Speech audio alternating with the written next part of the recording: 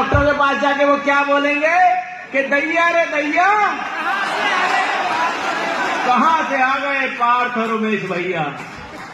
तो दोस्तों, उनको दर्द होने दीजिए। समाज सेवा करना और लिखना जमीन और आसमान का अंतर होता है। बड़े बड़े लोग लिखते हैं, आप देखिएगा, आप तो राइटर हैं, आप सारी जगह घूमते हैं, बड़े बड़े होर्डिंग मिलेंगे आपको, वरिष्ठ समाज सेवी। तो छोटे समाज सेवी भी होते हैं क्या? वरिष्ठ नेता, तो छोटा नेता कौन है भाई? और वरिष्ठ से भी वरिष्ठ कौन सा है फिर? तो स्लोगन पढ़िए उनके, और गाड़ियों पे लिखेंगे वीआईपी।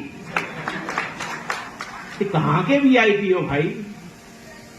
पता नहीं कौन से पीपी हैं, कुछ पता नहीं।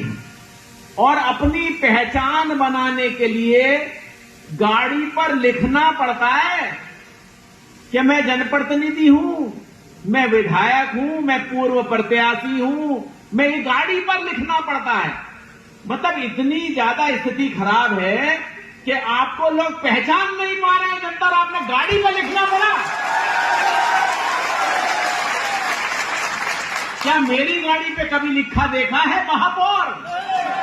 कभी लिखा देखा है मेयर? दोस्तों, कैसी स्थिति है? क्योंकि जनता के बीच में गए नहीं, जनता के बीच में कभी जाते नहीं, तो लिखना पड़ता है। मेरे मीडिया के साथी बैठे हैं यहां, मैं तो चाहता हूं कभी कभी पूछ लिया करें। बहुत सारे लोगों ने अभी रील बनवाई, जब हमारे देश के यशस्वी प्रधानमंत्री आदरणीय नरेंद्र मोदी जी ने कहा कि हमें तेल बचाना है, डीजल पेट्रोल बचाना है, तो उसके लिए हम ई-व्हीकल का इस्तेमाल करें या कोई ना कोई हम सामूहिक वाहन का इस्तेमाल करें। तो बड़े नेताओं ने, बरेली के बड़े अच्छे वीडियो में देख रहा था, कोई ई रिक्शा पर जा रहा है, पीछे पीछे फॉर्च्यूनर चल रही है, दूसरी गाड़ी चल रही है, उससे फोटो शूट हो रहा है बाकायदा। हमने कहा भाई अच्छा, हो सकता है ई रिक्शा में ही अब चलेंगे, हो सकता है, हमने कहा तो ई रिक्शा में ही चलेंगे, लेकिन वो तो 1 घंटे बाद ही अपनी गाड़ी पर दिखाई देगा। तो क्या ये मेरे मीडिया बंधु बैठे हैं, एक बार तो छाप लेते तो कहां गया ई रिक्शा? एक नेताजी ने तो कई ई रिक्शा खरीद लिए, तो हमने कहा तुम तो चला नहीं पा रहे हो, 1 दिन के बाद गायब हो गए, तो कम से कम अगर समाज सेवा करते हो तो जो ई रिक्शा किराए पर लेकर चला रहा है उसी को ये दान देके दिखा दो, उसी को लेके दिखा दो। दोस्तों, कभी नहीं, कभी राजनीति में आने पर समाज सेवी लिखना बहुत आसान काम है। अभी जैसा बता रहे थे कि कुछ डॉक्टर्स भी हैं जो अपने आप को समाज सेवी और टिकट की लाइन में और पता नहीं क्या क्या बताते हैं, लेकिन जब समाज सेवा की नाम की बात आती है तब वो कहां गायब हो जाते हैं। क्यों नहीं उनके हॉस्पिटलों में निःशुल्क का बोर्ड लगा रहता? मैं तो कहना चाहता हूं, स्वागत करना चाहता हूं उनका, कि जिस तरह से हम कहते हैं, जिस तरह से हम कहना चाहते हैं, अगर आप भी समाज सेवा करना चाहते हैं या राजनीति में आना चाहते हैं तो कम से कम अपने यहां बोर्ड लगा दीजिए कि मेरे यहां भी जरूरतमंदों का, गरीबों का मुफ्त इलाज होता है। लगाइए, तो बोर्ड लगाइए।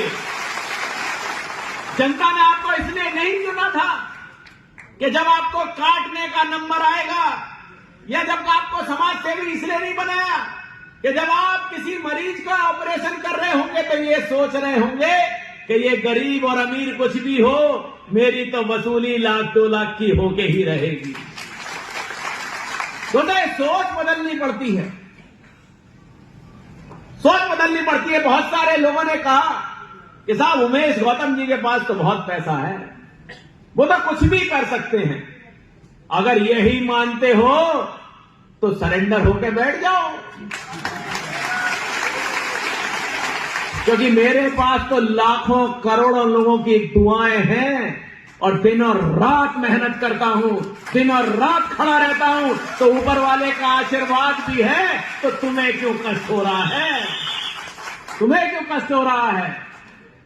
बहुत सारे लोग तो लिखते हैं साहब, बड़े गरीब थे उमेश जी, बड़ी गरीबी से यहां तक पहुंच गए।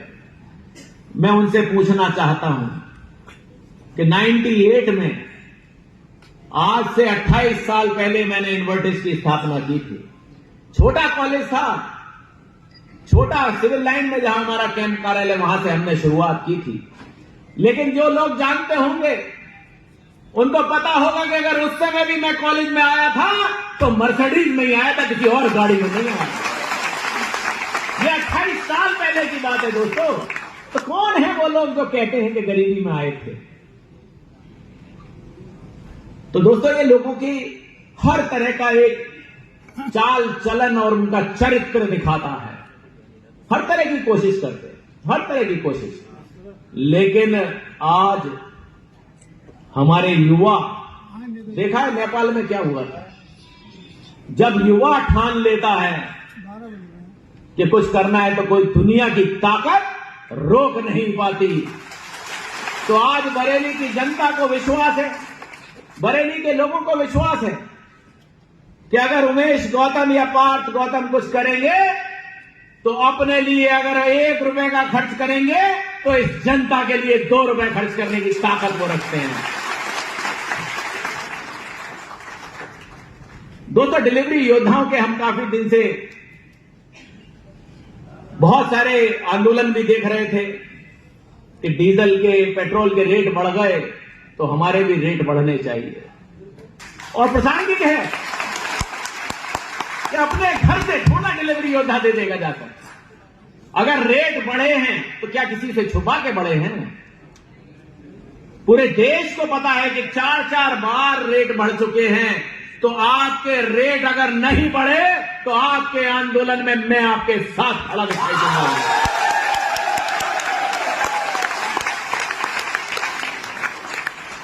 और मैं तो मीडिया के माध्यम से कहना चाहता हूं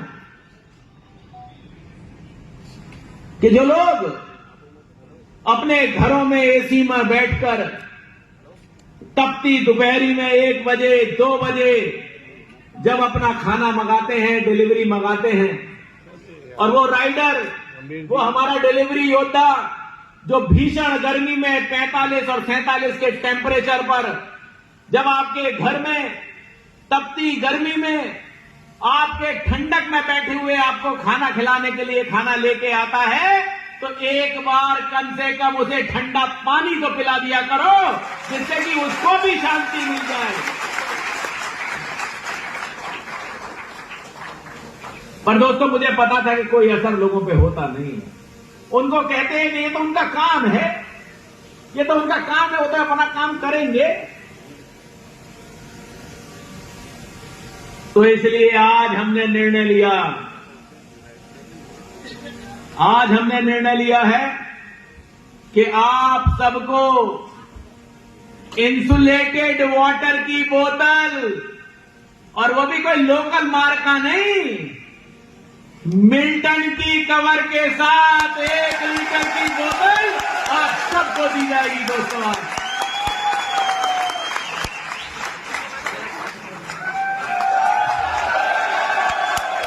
ये बोतल करने सुबह घर से निकलते हो तो इस भीषण गर्मी में भी ठंडा पानी, अगर इसमें 1 लीटर पानी आएगा वो लेके निकलें, और जब ये पानी खत्म हो जाए तो पार्थ गौतम फाउंडेशन के जितने भी काउंटर लगे हैं, 12 जगह लगे हैं, वहां से रिफिल निःशुल्क करेंगे और हर समय ठंडा पानी पिएंगे, हर समय ठंडा पानी पिएंगे। दोस्तों, ये आपके राहत के लिए है, ये आपके सम्मान के लिए है, ये आपका सम्मान है। ये सम्मान उमेश गौतम और पार्थ गौतम के अलावा कोई नहीं दे सकता। दोस्तों, मैं तो कहता हूं डिलीवरी वाली कंपनियों से, क्यों नहीं सोचा अपने डिलीवरी योद्धाओं के लिए कि इन्हें भी गर्मी लगती होगी, और जब बिकट ठंड पड़ती है, जब इन ठंड में ये लोग निकलते हैं, हाथ पैर भी कांपने लगते हैं बाइक पर, इतनी ठंड होती है, कितना भी जैकेट पहनो। तो ऐसे में क्या होना चाहिए? आराम से भाई, पीछे मत देखो, सबके पास आ जाएगा, तो कोई चिंता मत करो।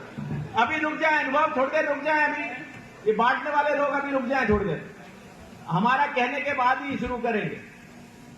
दोस्तों, कभी किसी कंपनी ने भी नहीं सोचा कि मेरे लोग जो दिन भर गर्मी में घूम रहे हैं, इनके लिए पानी की व्यवस्था हो जाए। तो दोस्तों, ये व्यवस्था भी हमने काम किया है। और अभी जब हमने देखा, अभी आपको पार्थ जी ने बताया था कि एक डिलीवरी योद्धा एक्सीडेंट में घायल हो गए और इतना इलाज में दुनिया भर का पैसा, मैं ये तो नहीं कहता कि खैर हमने किया, लेकिन हमारे को ऊपर वाले का कुछ आदेश मिला होगा तो वो हो गया। लेकिन हमने पूछा कि ये इतना घायल हुआ क्यों?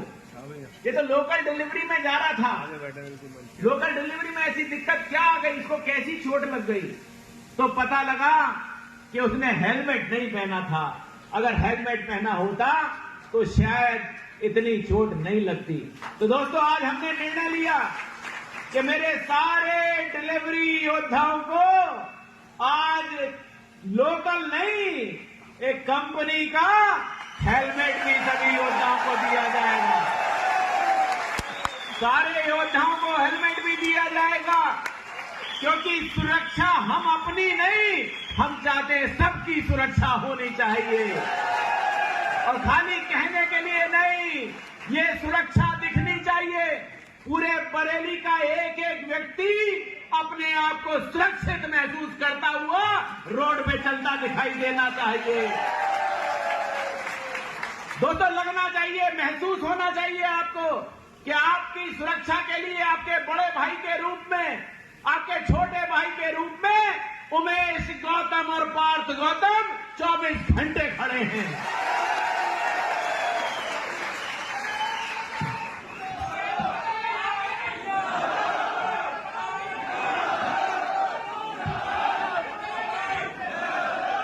मैं आपसे और एक बात कहना चाहता हूं। अभी आएंगे बहुत सारे राजनीतिक लोग, आपके बीच में आएंगे, चुनाव आने जा रहा है, बड़े लोग आएंगे। कोई धर्म के नाम पे बांटने की कोशिश करेगा, कहेगा हम धर्म वालों इकट्ठे हो जाओ, तुम्हारे अस्तित्व का सवाल है। कोई जाति के नाम पर बांटने आएगा, कोई पार्टी के नाम पर बांटने आएगा, तब मैं आपसे एक ही विनम्र आग्रह करना चाहता हूं कि जब भी कोई आए तो एक सवाल जरूर कर लेना कि आज तक तुमने जनता के लिए क्या किया है। दोस्तों, एक सवाल जरूर करना। मैं भी आऊं तो मुझसे भी पूछना कि आपने जनता के लिए क्या किया है, तो आप अपने आप ही बताना शुरू कर देंगे कि मैंने जनता के लिए क्या किया है। दोस्तों, कहने और करने में फर्क होना चाहिए।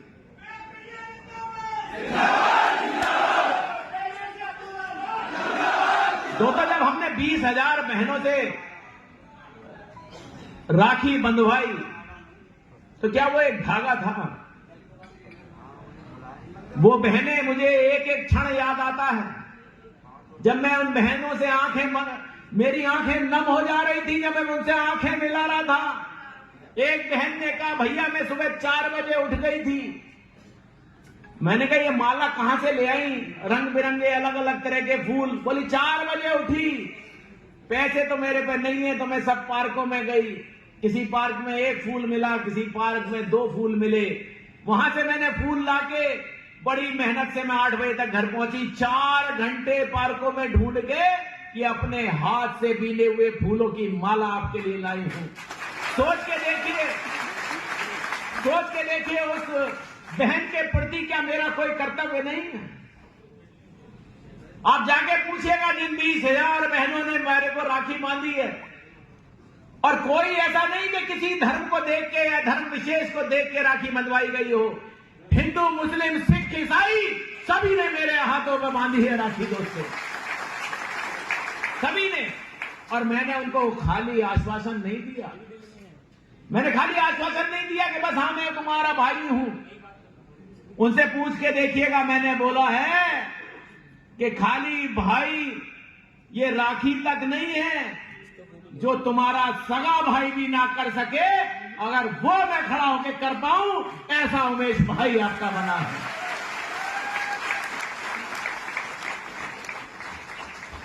दोस्तों, सम्मान सबका होना चाहिए, सम्मान से कोई समझौता नहीं।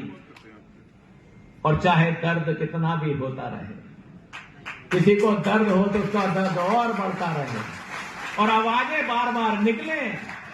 पहली बार मैं बोल रहा हूं, फिर से याद दिलाने के लिए, भूलना नहीं है, उनके दर्दों को बढ़ाना है।